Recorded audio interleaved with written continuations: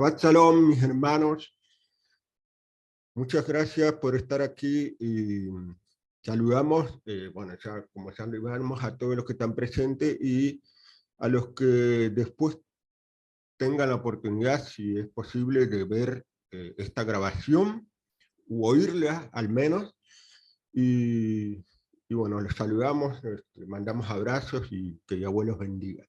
Estamos en un estudio que como dije antes, puede ser una exhortación.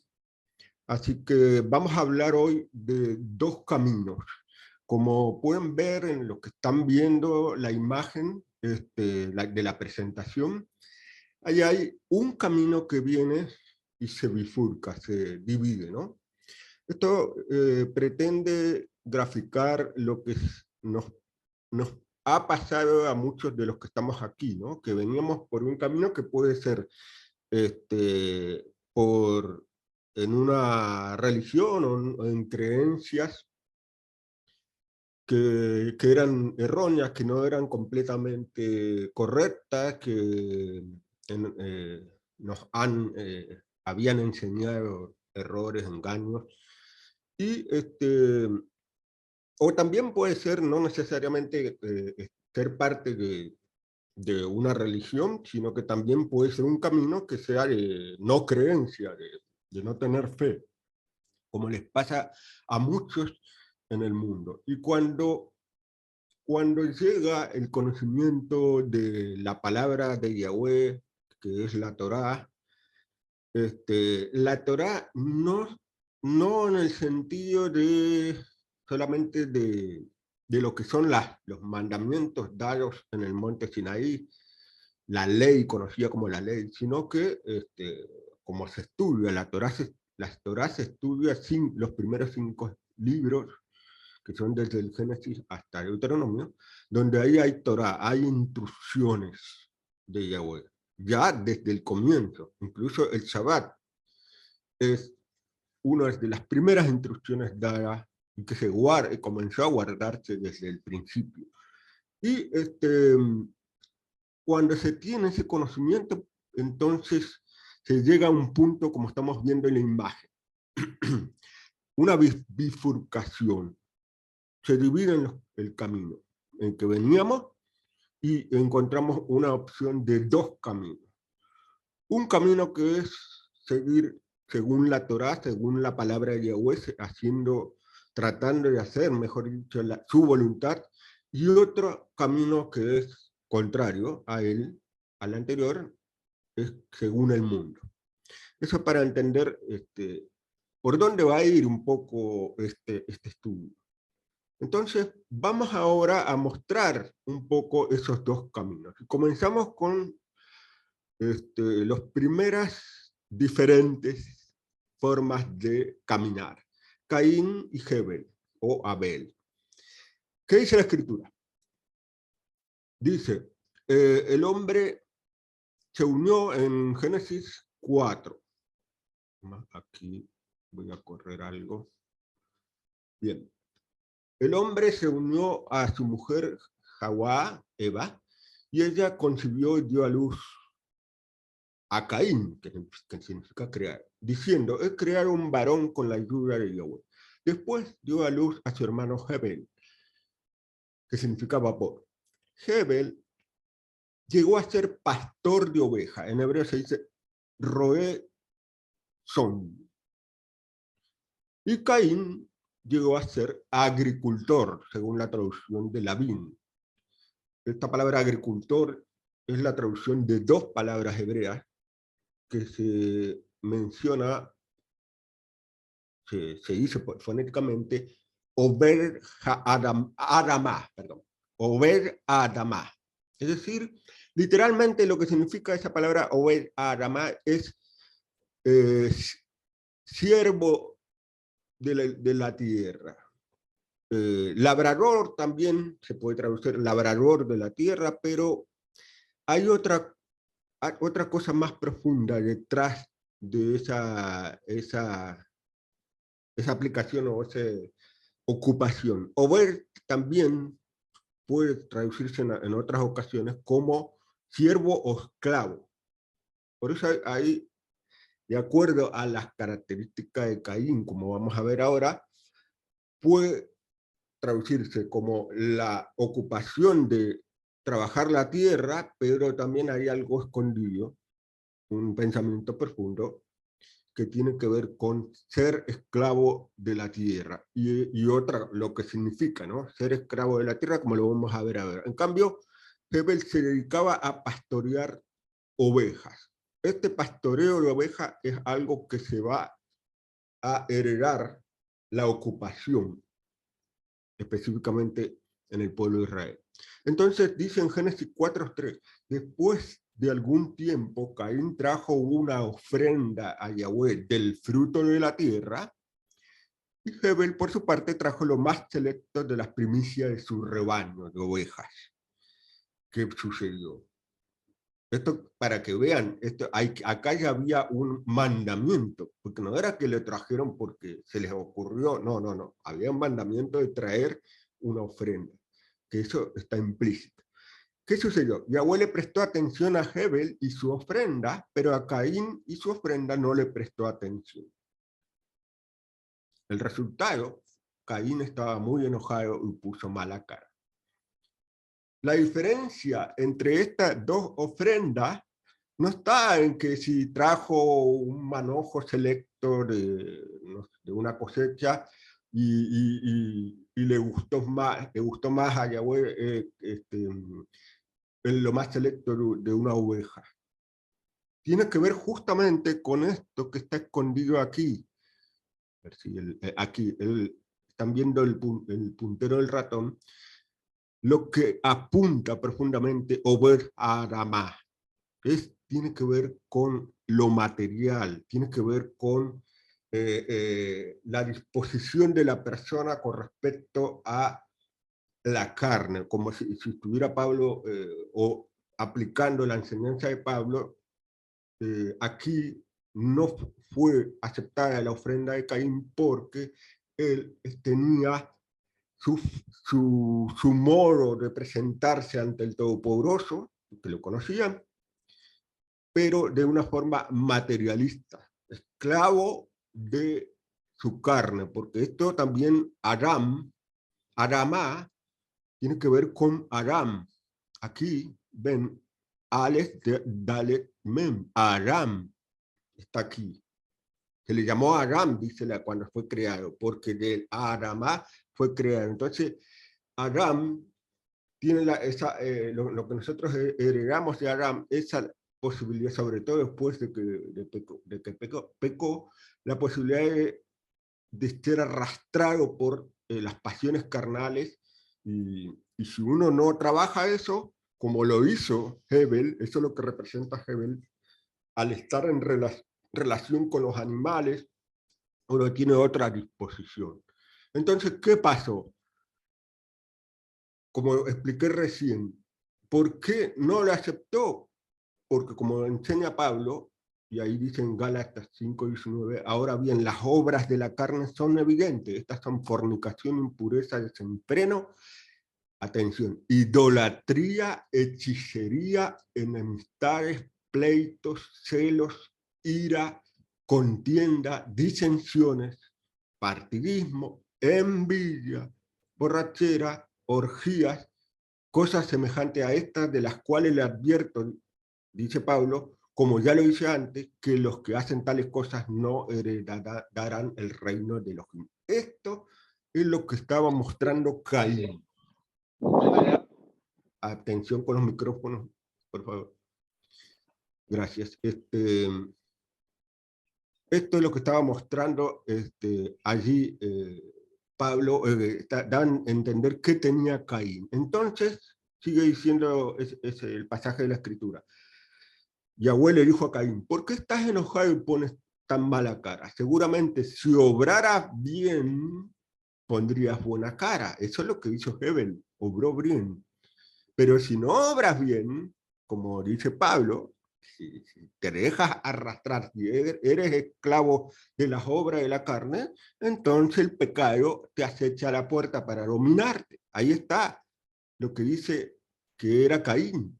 era un esclavo de la tierra, que quiere decir un esclavo de sus pasiones carnales.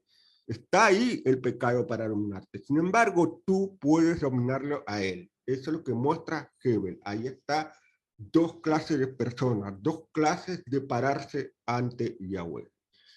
Eso que quede claro para lo que va a venir después. Hay otra contraposición en la escritura, la generación del diluvio y Noah. Vamos a ir rápido porque lo último de los más importantes. Yahweh dice que en Génesis 6 vio cuán grande era la maldad del hombre sobre la tierra y cómo todo plan ideado por su mente no era sino perverso todo el tiempo. Ahí está la consecuencia de seguir por el camino de Caín.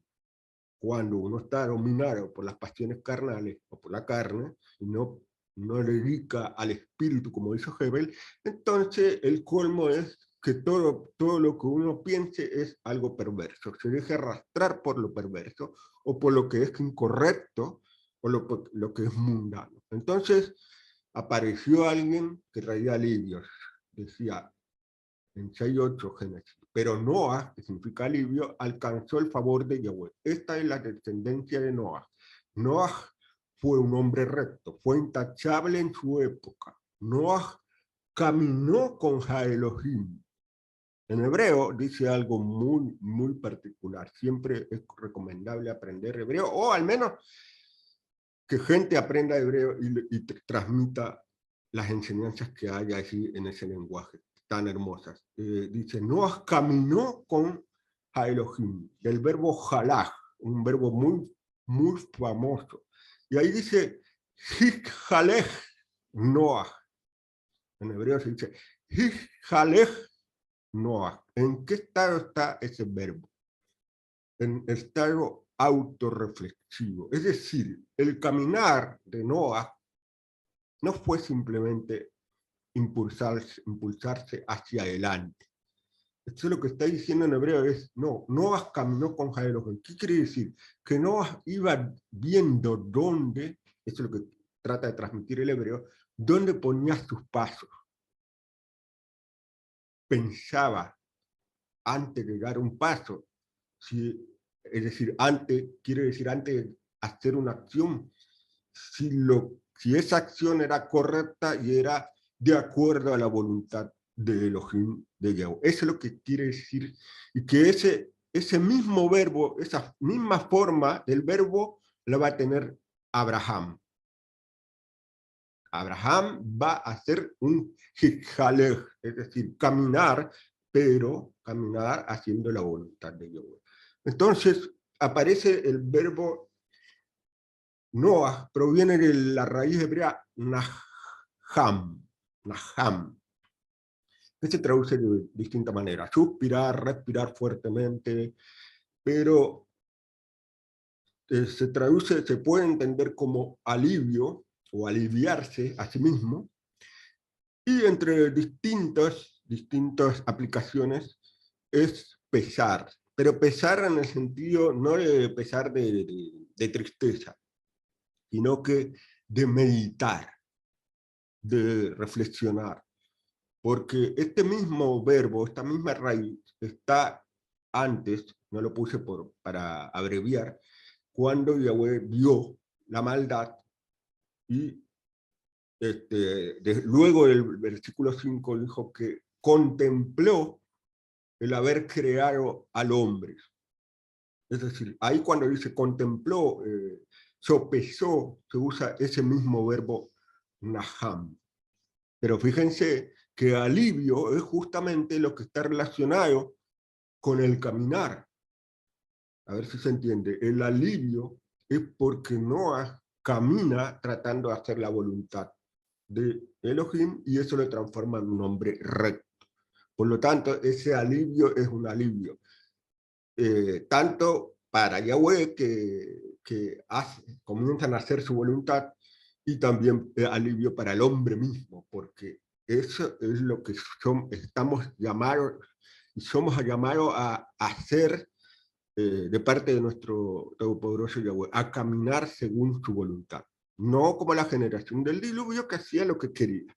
Entonces tenemos otra gran diferencia, Esaú y Jacob.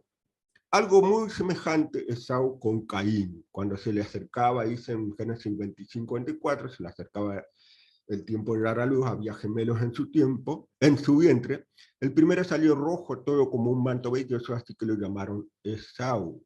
Luego salió su hermano, agarrando el talón de Esaú, así que lo llamaron Jacob. Y Jac tenía 60 años cuando nacieron ellos. En el versículo 27, cuando los niños crecieron, Esaú se hizo un diestro cazador, un hombre de monte, en hebreo se dice Ish-Sadeh.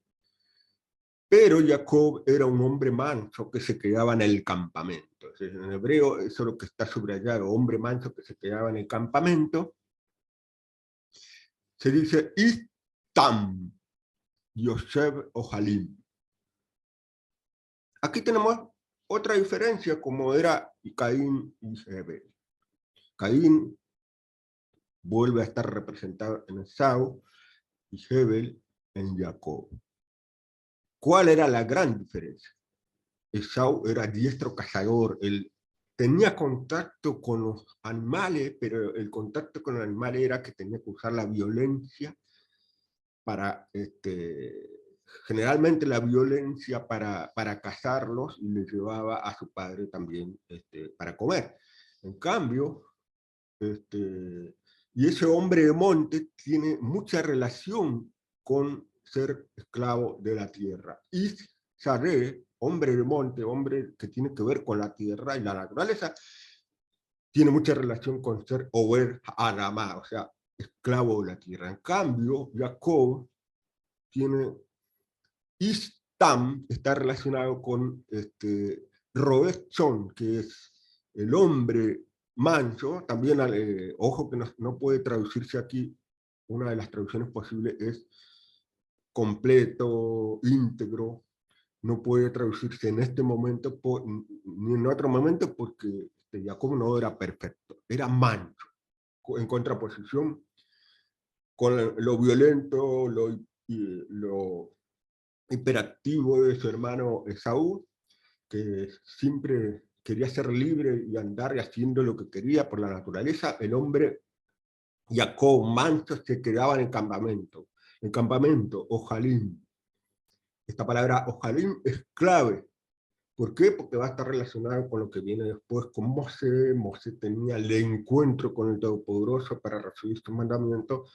En los que saben de los estudios, es en Ojel Moed, en la tienda del encuentro.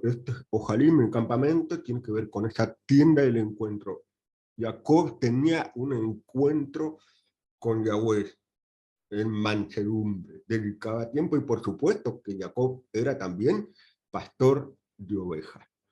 Y como ya sabrán, lo que había pasado con el tema de la primogenitura, la venta de la primogenitura, una vez cuando estaba preparando un guiso, Esaú vino al campo y le dijo, dame un poco de eso rojo para comer, estoy hambriento, por lo cual se le llamó rojo, Edom. Fíjese que esa palabra Edom, rojo, tiene que ver con el tema de la sangre. Lo rojo tiene que ver con la sangre y tiene que ver con el pecado y con el tema de las pasiones, vivir según la carne y según los pecados, ¿no? Abandonarse y no hacer nada para vivir prácticamente como un animal, o peor a veces que un animal. Jacob dijo, primero véndeme la primogenitura, y Esaú dijo, estoy a punto de morirme, así que ¿de qué me sirve la primogenitura? Pero Jacob dijo, júrame primero, de manera que él le juró, le vendió la primogenitura a Jacob.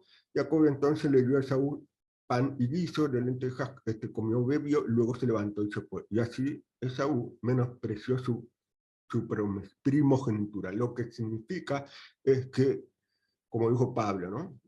No sean profanos como Esaú, que por un plato de comida vendió la primogenitura. ¿Qué significa profundamente? Es justamente lo que representa Esaú y Caín. No importarle agradar al Eterno, hacer lo que uno quiere, lo que su ego, su voluntad le diga, y no lo que Yahweh dice. En cambio, Jacob y Hebel eran los que buscaban hacer la voluntad de Yahweh, ¿cierto? Esto es lo que significa vender la primogenitura de manera profunda. Entonces, ahora pasamos a algo, estamos bien de tiempo, eso es lo que me gustaba. Algo muy importante, atención. Todo esto que vimos hasta ahora es para poner una base de lo que hay que entender ahora, con esta gran diferencia. Vamos a analizar todo lo que representa Egipto y Babel, en contraposición con el pueblo de Israel y Abraham. Vieron que hemos salteado al patriarca, porque hay una estrecha conexión entre Israel y Abraham. Israel como pueblo, no estoy diciendo, como ya analizamos lo que es Jacob. Jacob es el nieto de Abraham, que siguió en los pasos de su padre Isaac. Pero aquí estamos en Egipto y Babel frente a Israel, que trata de seguir la fe de Abraham. A ver, hay un mensajito que tengo que quitar aquí. Muy bien, dice en Éxodo 12:31. Atención, este versículo son palabras del faraón. Cuando sucedió el tema del primogénito, pero son palabras, en realidad, pensándolo profundamente, son palabras de Yahweh para Moisés y para todos los israelitas. Dice el faraón, convocó después el tema de que habían muerto los primogénitos, y le dijo a Moisés y a Aarón, en la noche, les dijo, levántense, salgan de mi pueblo, es decir, salgan de entre los egipcios. Ustedes y los israelitas con ustedes, váyanse, salgan de aquí, váyanse y sírvanle a Yahweh como dijeron. Claro, si uno analiza, ¿es palabra del faraón? No, es palabra de Yahweh. Esto es lo que está diciendo, que estaba logrando la victoria Yahweh, doblegando al faraón en Egipto, y ese es el mensaje para los israelitas de todos los tiempos, no solamente para esos israelitas que estaban por salir de Egipto. Salgan de Egipto, salgan de entre los egipcios, ustedes los israelitas, váyanse y sírvanle a Yahweh como dijeron. Bien. Ese mensaje de salir, levantarse, uno está caído, uno está acostado, uno está en una inactividad, uno está como una especie de engaño, también puede estar en ignorancia, entonces eso es levantarse, despertar, conocer la Torá, conocer lo que quiere Yahweh, levántense y salgan de donde están, salgan de esa postura. Por eso después va a venir el profeta Isaías y va a decir, salgan de Babel. Babel es Babilonia, pero en hebreo significa confusión. Esto ya muchos lo saben. Salgan de Babel, salgan de la confusión, huyan de entre los casditas, o sea, los caldeos.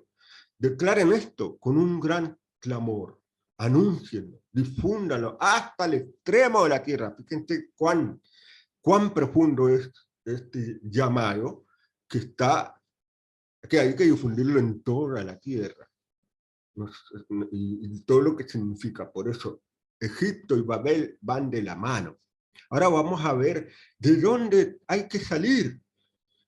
Muy bien, esto es muy importante entenderlo. En Éxodo 10:22, cuando se estaban produciendo las plagas, las famosas maravillas en Egipto, que Yahweh utilizó para doblegar a los egipcios y al faraón, dice así, Moisés tendió su brazo al cielo y una oscuridad densa descendió sobre toda la tierra de Misraim, Egipto.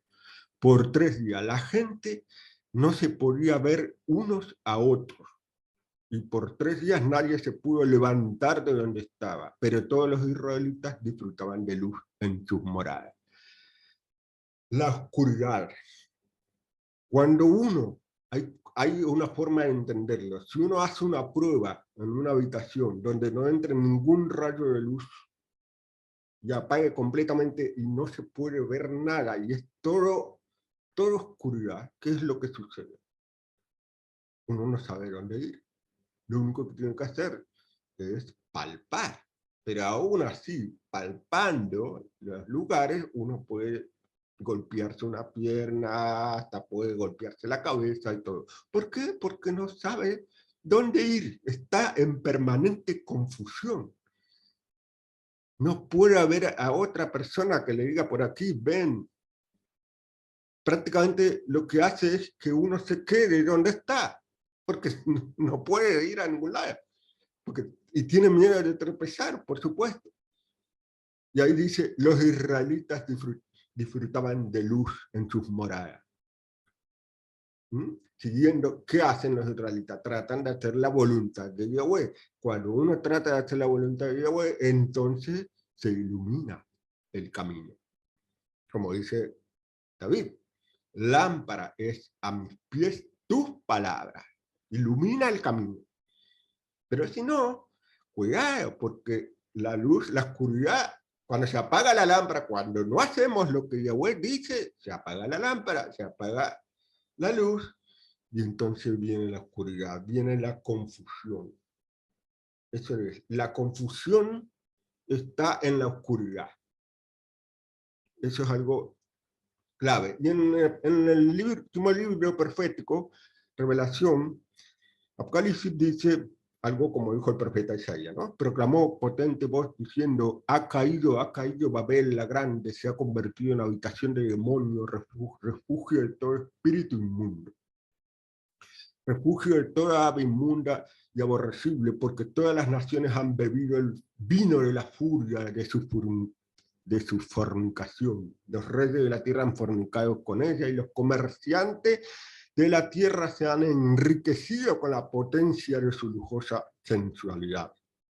Oí una voz del cielo que decía, salgan de ella, pueblo mío, para que no participen de sus pecados, para que no reciban sus plagas. Es claro, ¿no? Salir de la confusión, salir de toda... ¿Qué es la confusión? ¿Qué es la habitación del demonio? ¿Qué es el refugio del espíritu inmundo? Es cuando se hace la victoria de Babel. Es cuando uno queda atrapado en Babel. Es cuando uno se confunde y llega a decir, pero esto que estoy practicando no parece ser, o practicando, por ejemplo, esta fiesta que estoy celebrando, no parece ser mala. No parece ser mala, parece ser una ofensiva, parece que hay amor. Cuidado, cuidado, porque con la excusa del amor, muchas prácticas o celebraciones que no están mencionadas en la Torá se muestran como inocentes. Pero en realidad, todas esas cosas que confunden y que parecen buenas, en realidad son productos de la habitación de demonios, de influencias de espíritus del mundo, de la consecuencia del comercio de gentes que se enriquece, ¿no es cierto?, creando cosas, inventos que no están en la escritura, que no están en la palabra de Yahweh. Por eso hay que salir de todas esas cosas, incluso de esas cosas que parecen buenas, pero es claro, ¿dónde descubrimos que no son buenas? Y la Torá lo dice claramente. Aquí, esas celebraciones, esas cosas que se practican, que parecen inocentes, no, la Torá lo prohíbe. Y ahí hay que actuar. Y ahora viene, entonces, un tema muy importante, el engaño y la verdad. Son dos caminos. En el engaño tenemos que justamente vamos a la Torá. Vamos a la Torá. ¿Y qué nos dice la Torá? Si aparece entre ustedes un profeta, un intérprete de sueños y te da una señal o un portento diciendo sirvamos a otra deidad, la cual nos hace experimentar, aun si la señal o el portento que se mencionó se cumple, no le hagas caso a las palabras de ese profeta o de ese intérprete de sueños, porque Yahweh Elohim te está probando a ver si en verdad amas a Yahweh, tu Elohim, con todo tu corazón y con todo tu ser. No sigas a nadie que no sea Yahweh tu Elohim. No reverencies a nadie sino a Él solamente. Observa sus mandamientos solamente, no mandamientos de hombre.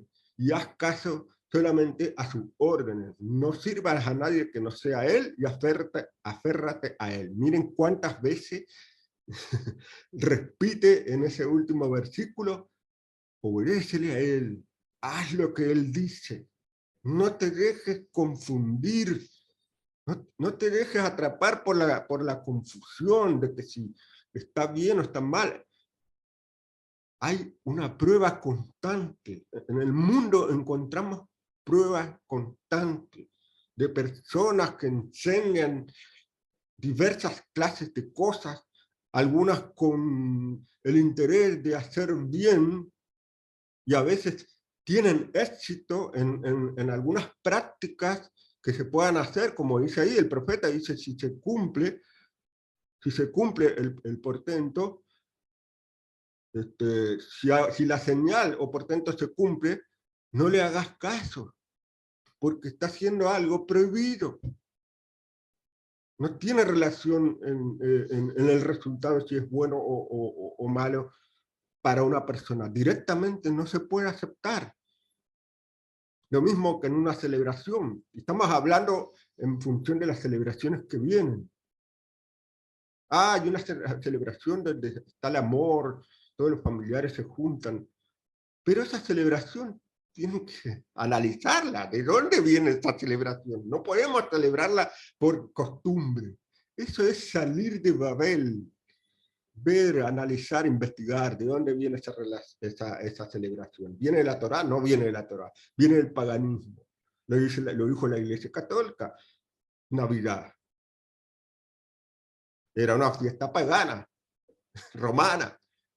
Y los papas transformaron esa fiesta inventando que nació el Mesías en esa fecha, que no tienen nada de cómo probarlo porque no vamos a profundizar en eso, pero lo tienen que investigar ustedes. No, y es peor también porque hay símbolos en esa celebración que tienen que ver con el paganismo, ya lo vamos a ver. Pero esto es clave. No hagas nada que no quiera Yahweh. Aférrate a Él, aférrate a lo que Él mandó, y esto es la clave. En otro pasaje, Éxodo 34:11, dice, fíjate bien en lo que te ordeno hoy. Le estaba diciendo al pueblo antes de entrar a la tierra prometida. Yo expulsaré delante de ti a los emoritas, los kenanitas, los hititas, los perecitas, los jebusitas, los jebusitas. Cuídate, por favor, de no hacer alguna alianza con los habitantes del país contra el cual estás avanzando. No sea que resulte una trampa en tu medio. Atención ahora en el versículo 13. Debes derribar sus altares, romper sus pilares y cortar sus postes sagrados, porque no debes adorar a ningún otro Elohim. Pues Yahweh, cuyo nombre es celoso, es un Elohim celoso. No debes hacer una alianza con los habitantes del país, porque cuando ellos se apasionen tras sus deidades y sacrifiquen para sus deidades y lo inviten a ustedes, ustedes comerán de sus sacrificios. Ahí es claro en este pasaje. Lo explicamos porque es lo que se puede aplicar a hoy en día. ¿Cuáles son los postes sagrados? El árbol de Navidad. Uy, qué bonito es, las cosas de colores, eso proviene. Esas cosas no están así porque sí aparecen. Alguien le dijo, ay, vamos a poner este adorno. Eso es un árbol de adoración que tiene relación, ese árbol tiene relación con el nacimiento del Mesías, que es falso porque no nació un 25, imposible cuando caía nieve en Jerusalén. Pero eso es otro tema. Poste sagrado, esto es, en realidad toda esa celebración es apasionarse tras deidades paganas. Hay muchos estudios sobre el tema de Navidad, en Navidad, incluso en la Casa de Israel, hay un estudio del hermano Emanuel, explica todo, muy detallado, después los vamos a compartir, con respecto al tema de esa fiesta. Entonces, deidades, vayan entendiendo que deidades no es solamente esas, como podía ser Buda, por ejemplo, una deidad extranjera, no. Deidades son prácticas, son celebraciones, estos son deidades. Entonces, fíjense que ahí dice, tengan cuidado con esos gentiles, esas naciones que representan justamente el mundo gentil, tengan cuidado de lo que enseñan los gentiles, tengan cuidado de qué es lo que hacen, los inviten a ustedes a hacer, porque ustedes comerán de sus sacrificio a los ídolos, a las deidades. Eso son lo que hay detrás de esas celebraciones y esas prácticas que parecen inofensivas también. En Éxodo 21 es claro cuando se dan los mandamientos y dice, Elohim habló todas estas palabras diciendo, yo, Yahweh, soy tu Elohim, que te saqué de la tierra de Egipto, te saqué de la casa de servidumbre. ¿Qué quiere decir eso? Te saqué de ese lugar mundano que representa el mundo de hoy, con todas sus costumbres paganas. Yo te saqué para que, como dice el versículo 3, no tengas otros Elohim aparte de mí. ¿Qué significa otros Elohim? No significa, como repito, creer en Buda o cualquier otra deidad. No.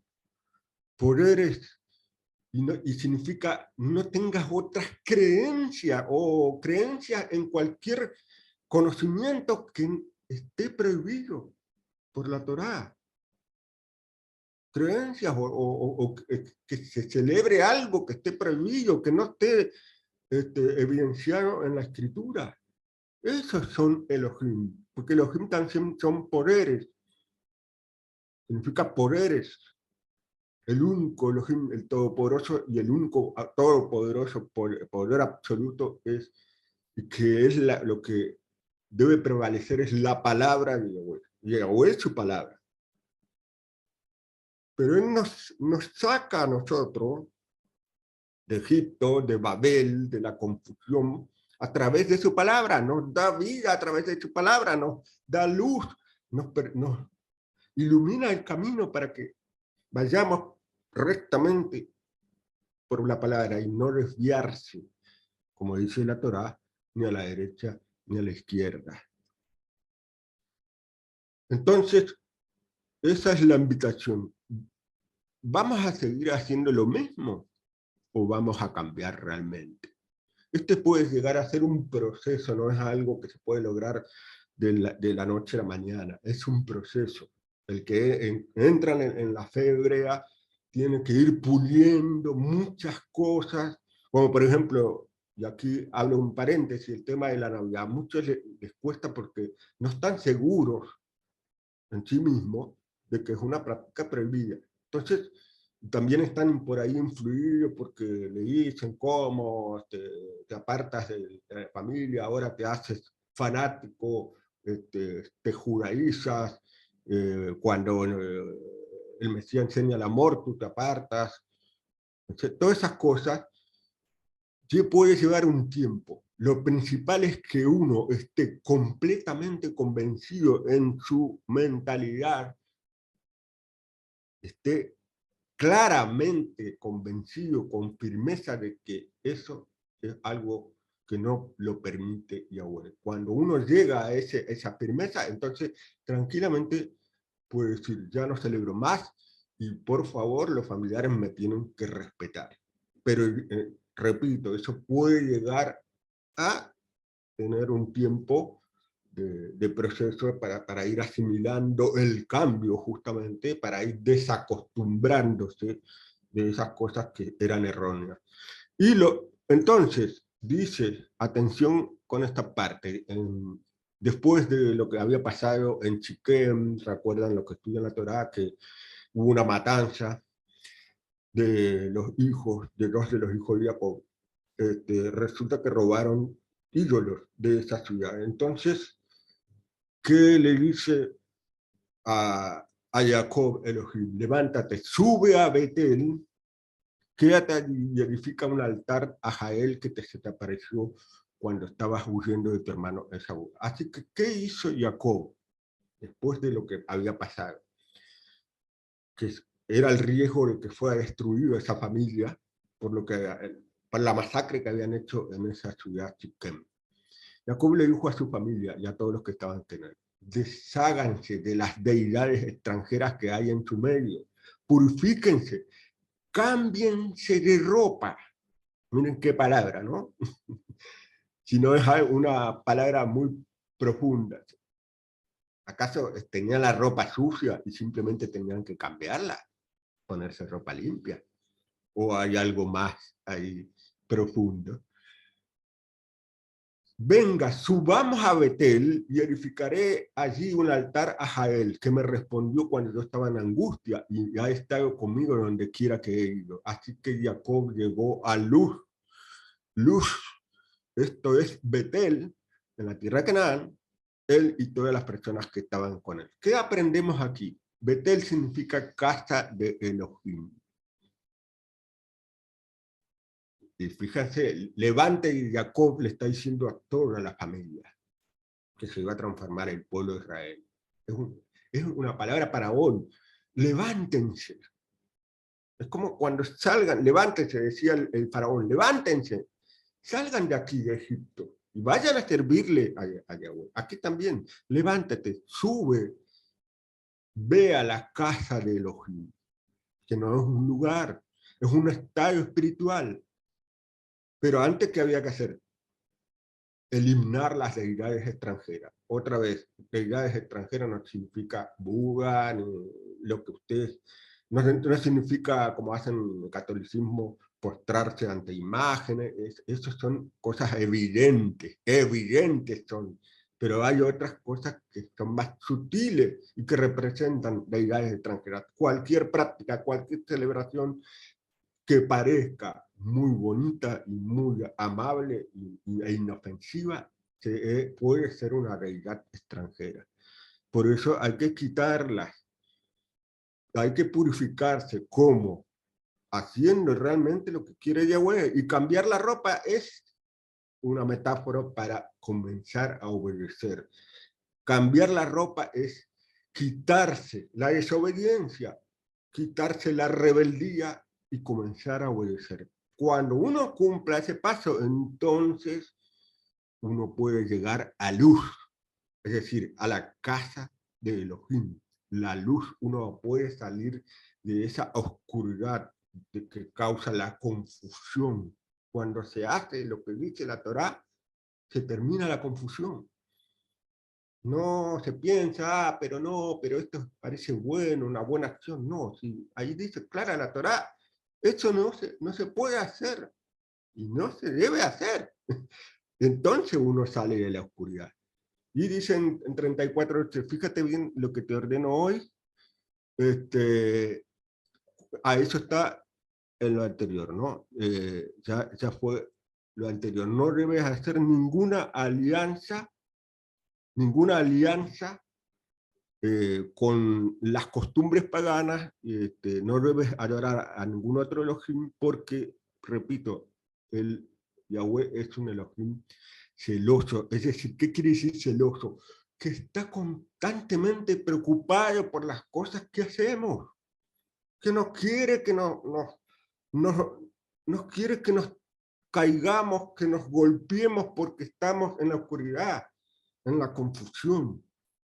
Eso es celoso, porque le importa, le importamos y quiere que hagamos realmente su voluntad, pongamos realmente en práctica su palabra para ir caminando recto como hizo Noah, viendo por dónde pisamos, por dónde andamos, por qué rumbo tomamos, ¿no es cierto? Y allí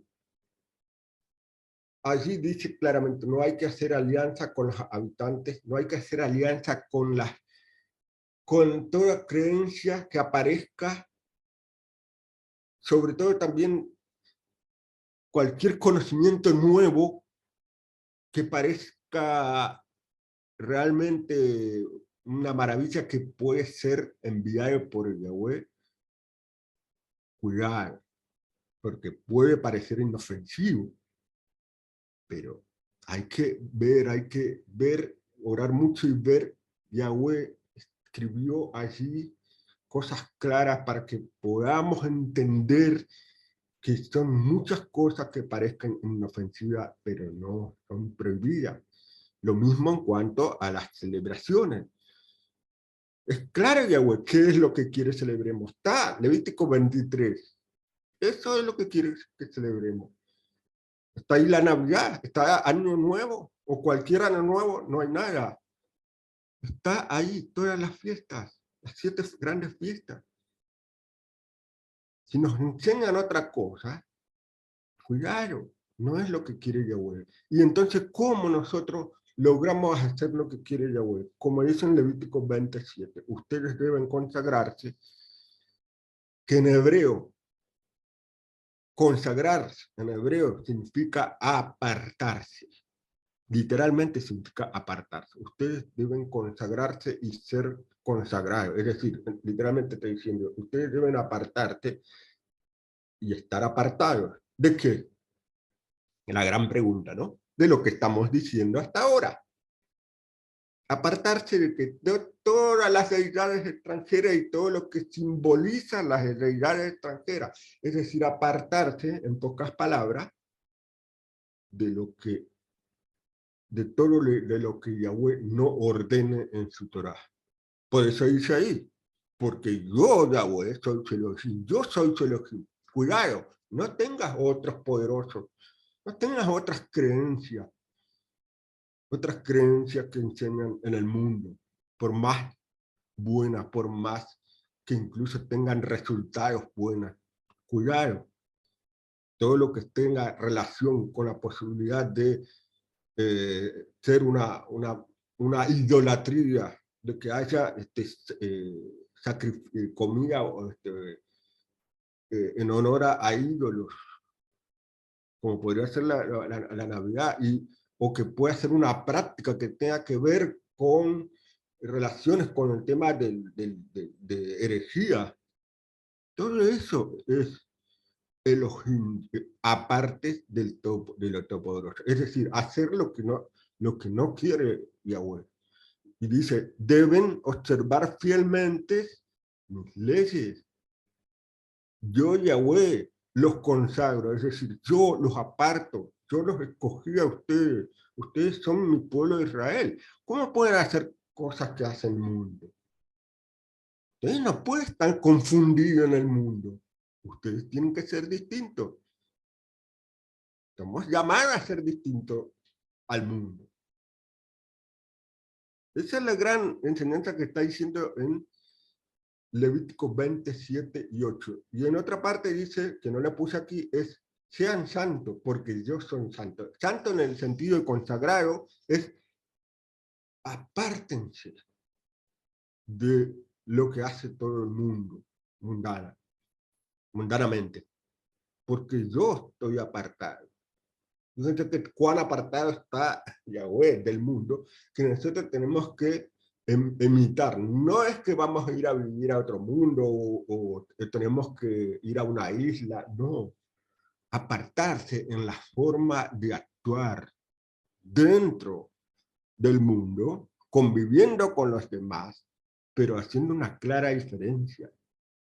El mundo no hace lo que Yahweh, lo que Yahweh quiere, pero nosotros sí. Eso es lo que debemos hacer.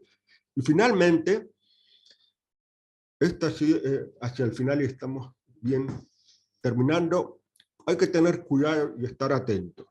Romanos, ahora vienen las enseñanzas nazarenas. Romanos 12:2 dice, no se amolden a este mundo. El amoldarse al mundo trae confusión, oscuridad.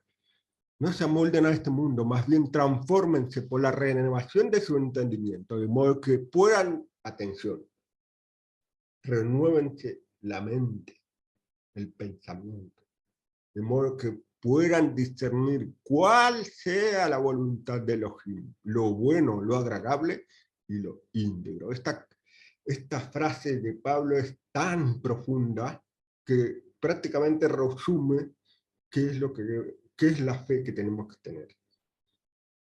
Lo que vimos anterior, apartarse, consagrarse, ¿cómo? No amoldándonos a este mundo, cambiar nuestros pensamientos, más los pensamientos rebeldes.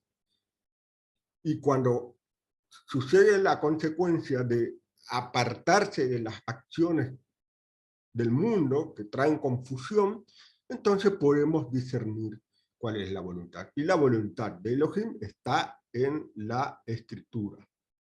Ahí está claramente. ¿Qué más dice Pedro, no? Simón Kefas dice en primera de Pedro 5:8, sean sobrios y vigilen. Esto es lo que es renovar el entendimiento, transformar la mente.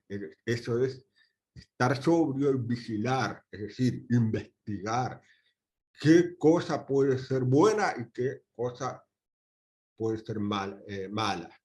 Pero en cuanto a qué vamos a descubrirlo, en cuanto a los mandamientos de la Torá. Dice Pedro, su adversario el acusador, como león rugiente, anda alrededor buscando a quien devorar. Hay que estar atentos, no dejarnos que nos engañen, dejar de lado la ingenuidad, despertar, investigar, a ver qué, si esto no quiere que hace Yahweh o no quiere que celebre. Tengo que investigarlo, preguntar, y entonces podemos realmente zafar y escapar de las trampas del acusador. El Mesías, Yahoshua, dijo, advirtiendo en Mateo 7:15, cuídense de los falsos profetas que vienen a ustedes vestidos de ovejas, pero por dentro son lobos feroces. Ahí está lo que hemos visto en la Torá hace unos pocos minutos. Cuídense del profeta que hace señales y que enseña a seguir deidades.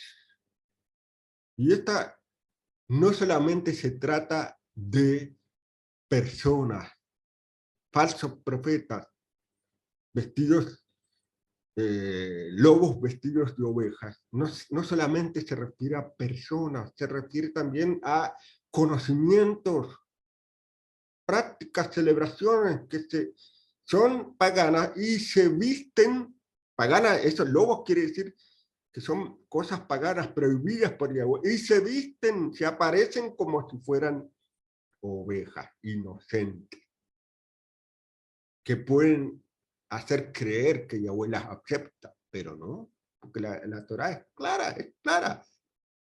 Esto es lo que está advirtiendo el Mesías, y también Pablo dirá con respecto a esos falsos profetas.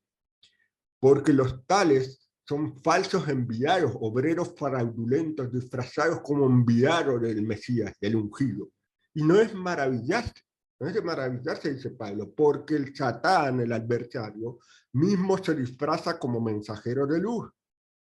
Así que no es gran cosa que también sus servidores se disfracen como obreros servidores de justicia, pero su fin será conforme a sus obras. Aquí lo fundamental es que el Satán, vuelvo a decir, que las ovejas, los falsos profetas no son solamente personas. El Satán no necesita presentarse dentro o posicionando una persona. Lo hizo desde el principio del engaño a los primeros seres. ¿Qué hizo el Satán? Enseñó, disfrazó un conocimiento como si fuera bueno.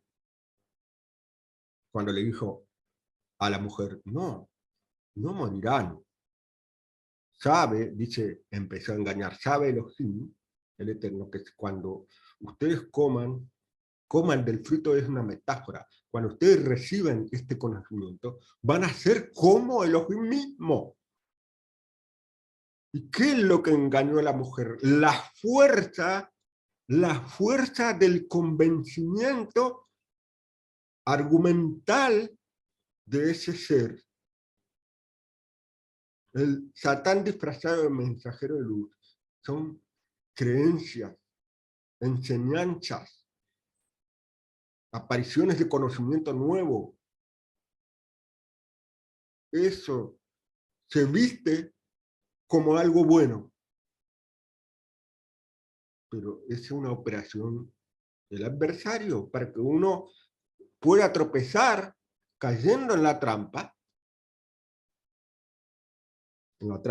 de algo que parecía bueno, que es lo que le pasó a Jabá y también al hombre. Cayeron en el engaño de que algo que se mostraba, y como dice la escritura, el hecho de que vio que el fruto era codiciable, no tiene nada que ver con un fruto comiendo lo que el fruto que sea, no tiene nada que ver. Lo que significa es que era ese conocimiento que le estaba enseñando ese ser serpiente, era atrayente, era, ¿cómo se dice? Elocuente, era un argumento que convencía cuando era claro lo que había dicho. No coman de ese fruto, del fruto de ese árbol, porque van a morir. De ahí nacieron, como ya hemos enseñado en otro lugar, que el tema de que el alma sigue viviendo después de la muerte y todas esas cosas, el infierno y todas esas cosas. Pero vean cómo el hecho de la inmortalidad es una enseñanza y que muchos las disfrazan, incluso a veces enseñan mucho con ropas hebreas y palabras hebreas y hacen creer que eso es verdad, cuando es claro que es una mentira. Eso está escrito ahí, en el comienzo, en el primer engaño.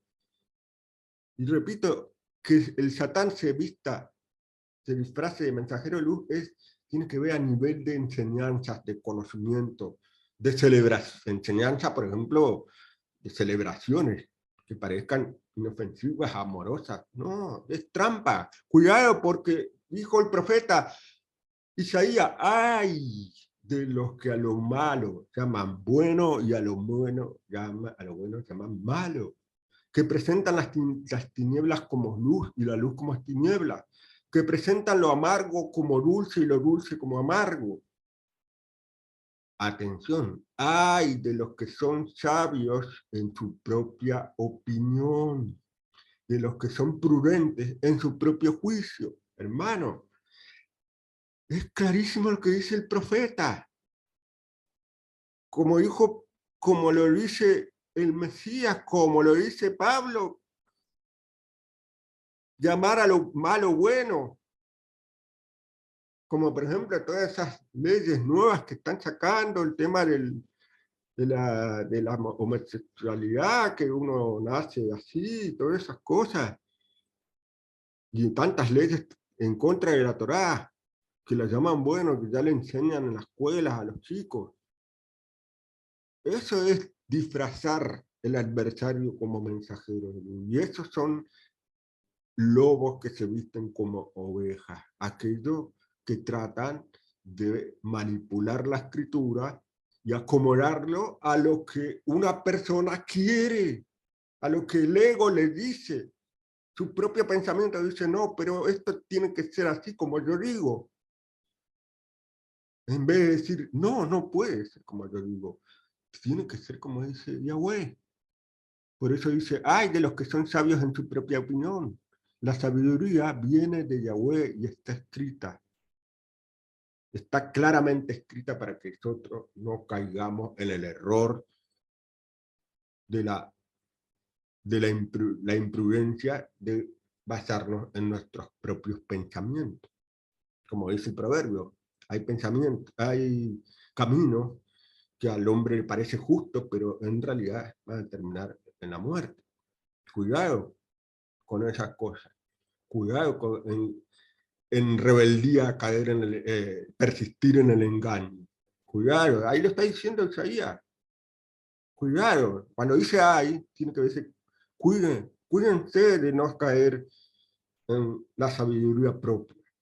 Y finalmente, para terminar, dice el Mesías. Así que, por sus frutos lo conocerán. Cuando habla de aquellos lobos vestidos de oveja, o cuando haya, no solo de personas, sino de enseñanzas que parecen buenas, pero son prohibidas. El fruto. El fruto. El fruto es justamente qué frutos vamos a comer. El fruto que nos entrega el adversario de manera encubierta, el conocimiento, vamos a aceptar esos conocimientos o esas creencias, o vamos a comer el fruto de la obediencia a Yahweh. Porque dice el Mesías y a Josué, no todo el que me dice, maestro, maestro, con las versiones otras, Señor, Señor, entrará al reino del cielo, sino que el que hace la voluntad de mi Padre que está en el cielo. Ese va a tener la tranquilidad, de acuerdo a haber estudiado. Para hacer la voluntad tiene que estudiar su palabra, sus mandamientos, y no apartarse, como dice en la Torá. No te apartes, aférrate a mi palabra. Si te aferras a mi palabra, te aferras a mí. Y no tendrás otras deidades, no tendrás otros Elohim, no tendrás creencias que parezcan buenas, pero en realidad están prohibidas, y no celebrarás cualquier cosa, sino todo lo que está en la Torá. Y entonces, esta es la promesa. Entonces podremos entrar al reino del cielo, solamente haciendo lo que dice Yahweh. Amén. Muchas gracias, hermano.